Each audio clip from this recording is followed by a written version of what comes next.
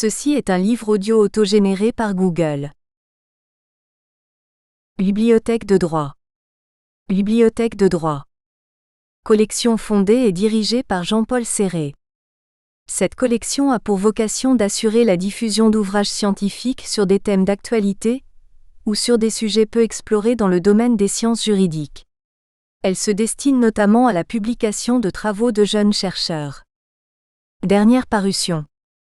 Monsieur Manet, le devenir juridique de la dignité. Monsieur Gallimard, l'incrimination de la zoophilie. Monsieur Peltierhenry, le droit pénal à l'épreuve des neurosciences. Tétouzeau, recel et blanchiment. HCAPPADORO, le sens de la peine. Monsieur Bonnard, le statut juridique de l'assistance médicale à la procréation. C. Leroux, l'infraction politique. E. Mangin, l'univers carcéral, la mère détenue et son enfant. P. Laurent, l'incohérence des lois de circonstance en matière pénale. PGOASDOU, l'impartialité du ministère public. Monsieur Germain, essai sur l'influence du pédophile à l'égard du silence des tiers. F. Louise, droit de grâce sous la Ve République. C. Moral, le droit animal. Bibliothèque de droit PENAL. Remerciements. Je tiens d'abord à exprimer toute ma reconnaissance à mon directeur de mémoire, Monsieur Pierre-Jérôme Delage. Je le remercie de m'avoir encadré, orienté, aidé et conseillé. J'adresse mes sincères remerciements à tous les professeurs intervenants et toutes les personnes qui, par leurs paroles, leurs écrits, leurs conseils et leurs critiques ont guidé mes réflexions et ont accepté de me rencontrer et de répondre à mes questions durant mes recherches. À tous ces intervenants, je présente mes remerciements, mon respect et ma gratitude. Dédicace. À mon fils. Principales abréviations. Introduction. Dans un article de presse de novembre 2019, Grace, prostituée à 10 ans, déclarait « Je faisais beaucoup d'argent parce que j'étais petite. Et les clients aiment les petites filles. » Cette citation nous rappelle que ce n'est pas que dans les pays étrangers, lointains et exotiques que se produisent de telles histoires. En effet, comme Grace, des milliers de mineurs se prostitueraient en France, le plus souvent des jeunes filles entre 13 et 16 ans. Selon la proposition de loi visant à lutter contre la prostitution des mineurs enregistrée à la présidence de l'Assemblée nationale le 6 février 2019, 40 000 prostituées adultes seraient entrées en prostitution dans leur minorité. La prostitution est un phénomène multiforme et partant, difficile à appréhender, ce qui explique des chiffres qui ne sont pas toujours cohérents et qui s'entrecoupent. L'objectif de s'intéresser aux chiffres est de mieux connaître afin de mieux protéger. Chiffres de la prostitution des mineurs. La prostitution des mineurs est une forme particulière de prostitution représentative de divergence entre les chiffres des services de police et des associations. En 2007, la France comptait 3 000 à 8 000 enfants prostitués.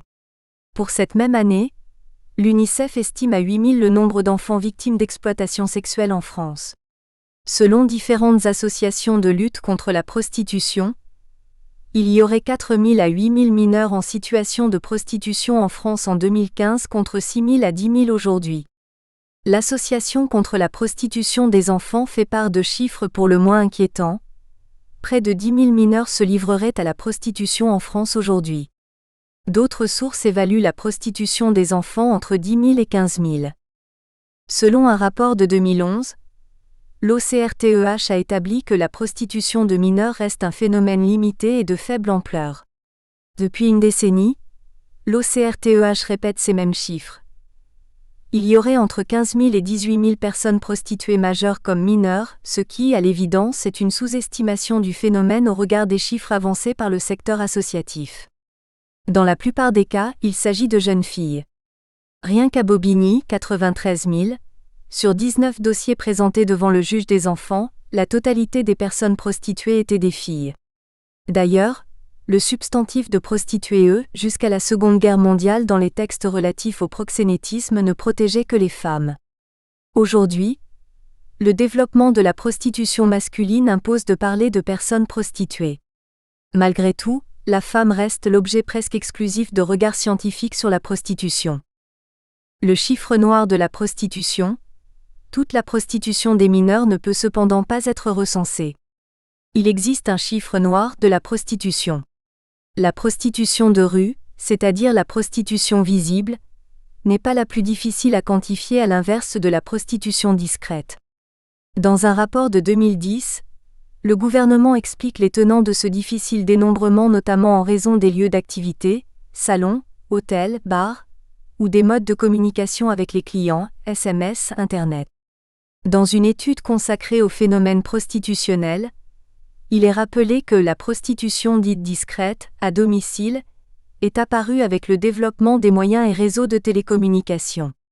Elle met en lumière de nouveaux modes de prostitution qui emploient, soit la publicité par voie d'annonce dans les journaux, soit sur les réseaux, ce qui assure encore plus de discrétion. Il est donc particulièrement difficile de dénombrer le chiffre exact de personnes prostituées. On peut dès lors en conclure que depuis une décennie, le nombre de mineurs prostitués est en constante évolution.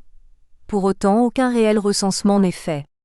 Quelle que soit l'étendue exacte des chiffres, ils parlent d'eux-mêmes et sont suffisamment préoccupants pour légitimer une étude.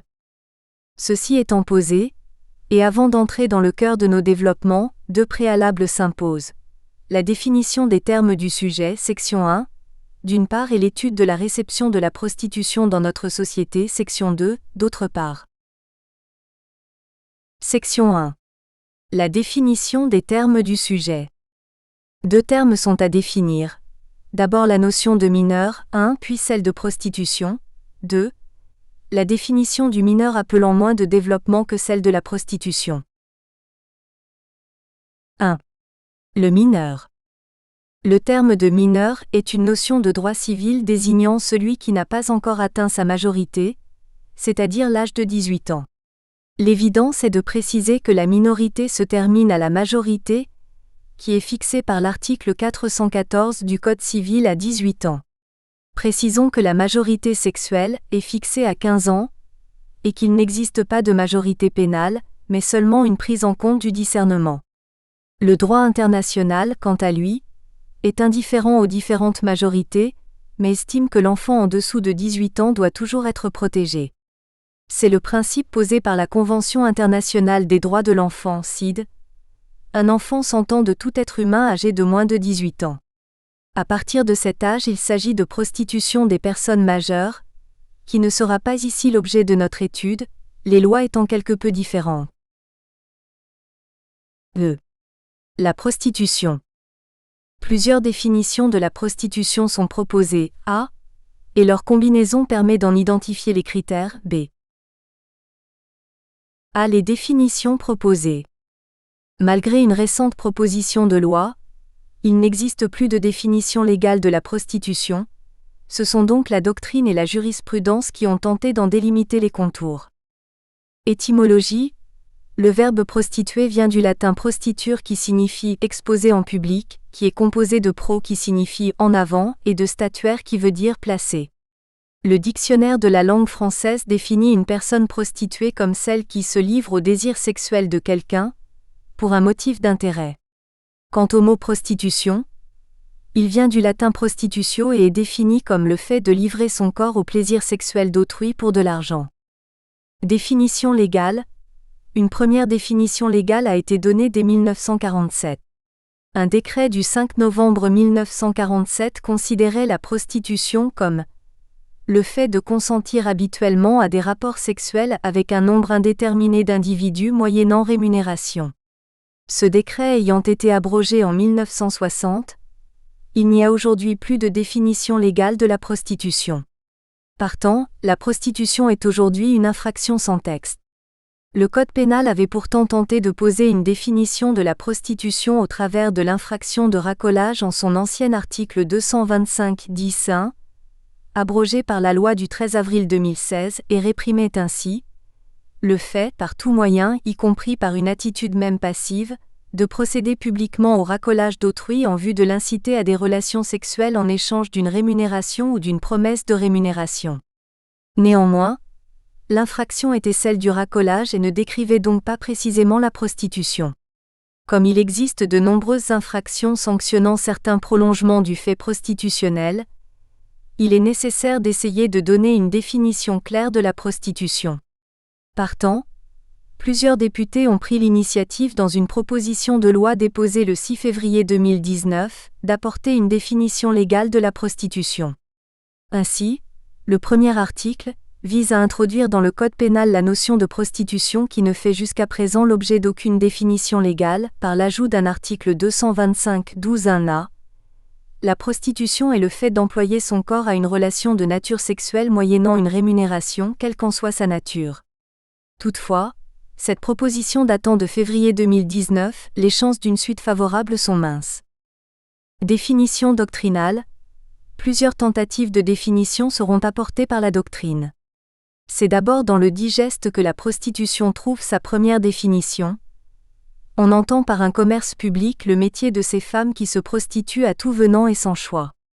Quant au vocabulaire juridique cornu, il définit la prostitution comme une activité habituelle qui consiste, pour toute personne, à s'offrir en vue d'une activité sexuelle à n'importe quelle autre personne prête à la rétribuer d'une façon quelconque et qui ne constitue pas en elle-même une infraction pénale, à la différence du racolage et du proxénétisme. Une autre auteure retient qu'on entend par prostitution le fait de proposer ou de rechercher un acte sexuel contre rémunération. Enfin, un dernier auteur présente la prostitution comme le fait d'accepter, de proposer ou d'organiser des relations de plaisir sexuel pour de l'argent ou des avantages sans qu'il y ait de relations affectives comme composante essentielle. Quant au dictionnaire des sciences criminelles, la prostitution y est définie sous l'angle du système prostitutionnel, qui est un système de domination marchande sur le sexe, sur les corps et donc sur les êtres humains. On note ainsi que selon les définitions avancées, la prostitution est vue soit sous l'angle d'une prostitution volontaire, soit sous l'angle d'une prostitution contrainte. Il est en effet nécessaire de distinguer la prostitution volontaire ou choisie, de la prostitution sous la contrainte. La première relève de l'autonomie personnelle, la seconde est consécutive d'une infraction, le proxénétisme ou la traite des êtres humains. Toutefois, la prostitution et le proxénétisme sont deux notions intimement liées. Il faut donc au préalable affiner pour mieux cerner la notion même de prostitution. Définition jurisprudentielle. Bien que la Cour de cassation n'ait eu que rarement à se prononcer sur la question, c'est en 1912 qu'elle a donné une première définition de la prostitution. Elle considérait que la prostitution consistait dans le fait d'employer son corps, moyennant rémunération, à la satisfaction des plaisirs du public, quelle que soit la nature des actes accomplis. La haute juridiction n'estimait alors pas que la prostitution se consommait par un contact physique. Toutefois en 1952 la nécessité d'un contact physique sera consacrée par la Cour, qui affirmera qu'on ne saurait tenir pour acte de prostitution des exhibitions de femmes nues ou de gestes obscènes pour le plaisir et aux frais des spectateurs. C'est alors posée la question de savoir s'il fallait ou non un rapport sexuel complet pour pouvoir qualifier la prostitution. La première réponse a été donnée par le tribunal correctionnel de Thionville le 8 mars 1977, qui avait condamné pour proxénétisme les exploitants d'un établissement de massage thaïlandais. Les juges ont alors estimé qu'il y avait prostitution dès lors qu'une personne livrait son corps aux appétits sexuels d'autrui contre rémunération, sans qu'il soit nécessaire qu'il y ait consommation de l'acte sexuel. Depuis, la jurisprudence est constante sur ce point. La confirmation par la Cour de cassation se fera en 1996, lorsque la Chambre criminelle rendra l'arrêt fondateur de la définition actuelle de la prostitution.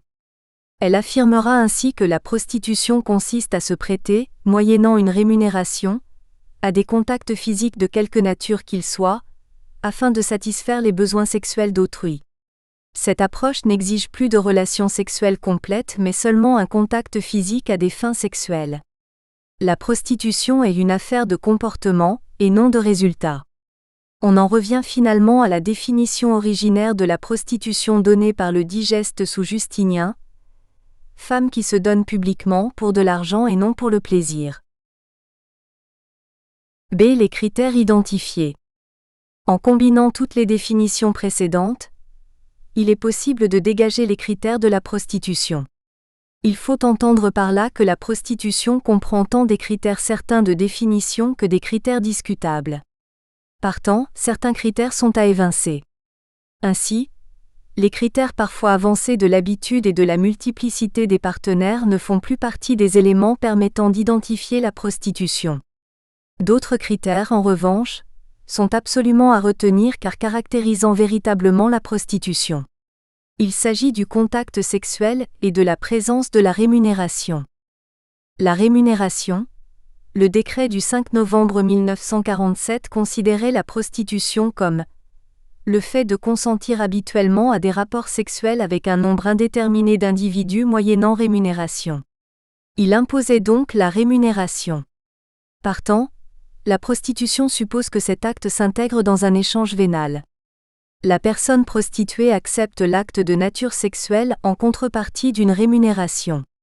Toutefois, la rémunération ne doit pas être limitée par le sens commun du terme, à savoir l'argent reçu pour le prix d'un service.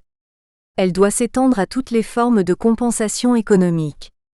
La rétribution prend généralement une forme monétaire, mais peut également adopter d'autres formes. Drogue, hébergement, nourriture, vêtements, bijoux, etc. En somme, tout avantage matériel consenti. Le contact physique.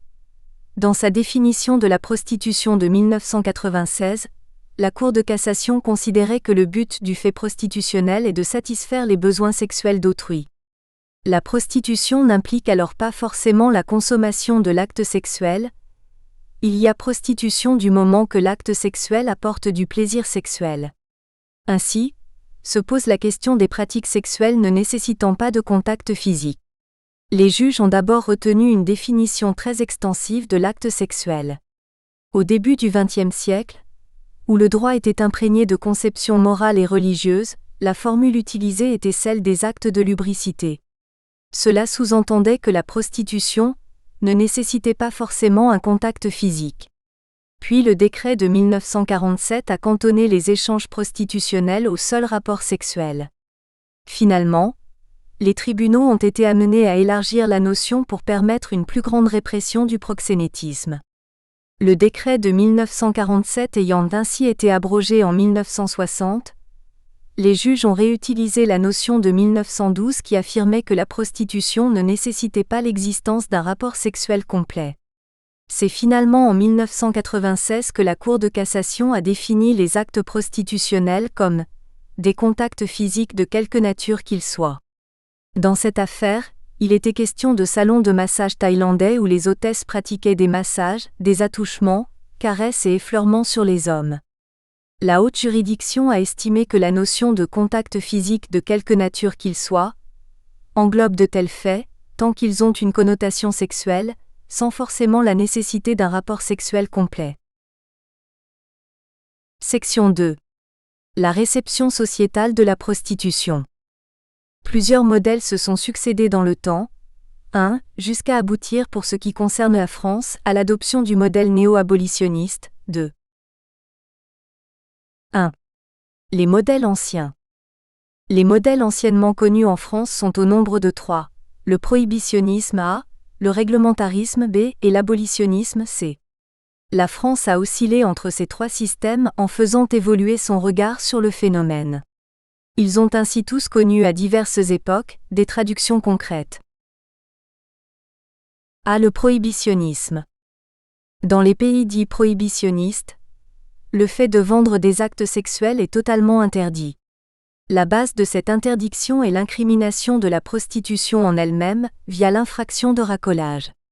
Cette interdiction est couplée avec des sanctions pénales visant les clients de la prostitution. En France, cette politique se retrouve au Moyen Âge où le prohibitionnisme était la règle. C'est en 506 que le roi des Wisigoths Albéric II promulgue le bréviaire d'Alaric. Il interdit la prostitution et sanctionne aussi bien les personnes prostituées que les proxénètes. Puis, à partir du XVIIe siècle, le réglementarisme redevient la règle. Ainsi, par 3 ordonnances royales du 20 avril 1684, Louis XIV tente d'enrayer le phénomène prostitutionnel, en décidant de l'enfermement des femmes prostituées à la salpêtrière. Cette politique prohibitionniste est aujourd'hui celle pratiquée par exemple en Roumanie. B. Le réglementarisme. Dans les pays dits réglementaristes, la prostitution fait l'objet d'un encadrement sanitaire et social de la part des autorités. C'est ainsi que vers 1350, les municipalités vont favoriser la création de maisons closes ou maisons de tolérance. Puis, sous le consulat, il devint nécessaire de canaliser le péril vénérien dû à la syphilis que le prohibitionnisme n'avait pas réussi à encadrer.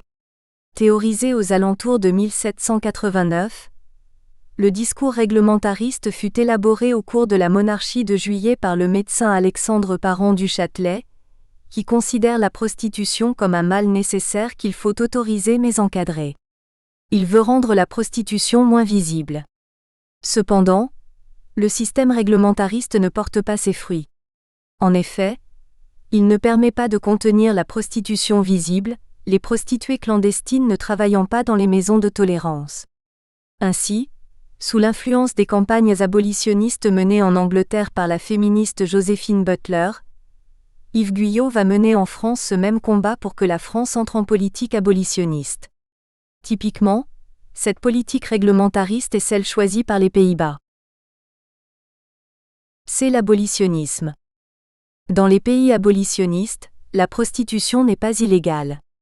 Toutefois, ces pays aspirent à sa disparition et dans ce but, vont autoriser la prostitution sans toutefois prévoir de règles spécifiques à celle-ci, par crainte de la favoriser. En France, le changement de politique s'est fait en 1946 avec la loi dite loi Marthe-Richard, relative à l'abolition des maisons de prostitution entraînant la fermeture des maisons de tolérance et réprimant plus sévèrement le proxénétisme.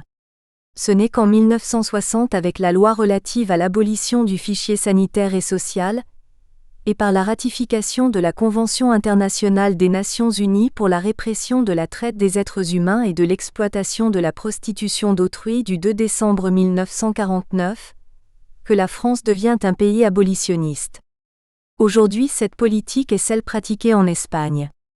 Toutefois, impulsée par les pays nordiques, la France va basculer dans un modèle de politique prostitutionnelle contemporain, le néo-abolitionnisme, pour tenter de lutter plus efficacement contre la prostitution. Le modèle contemporain, le NE-abolitionnisme. Dans le but de lutter contre la prostitution. Nous espérons que vous avez apprécié cet aperçu. Pour continuer à écouter ce livre audio sur Google Play Livres, utilisez le lien dans la description de la vidéo.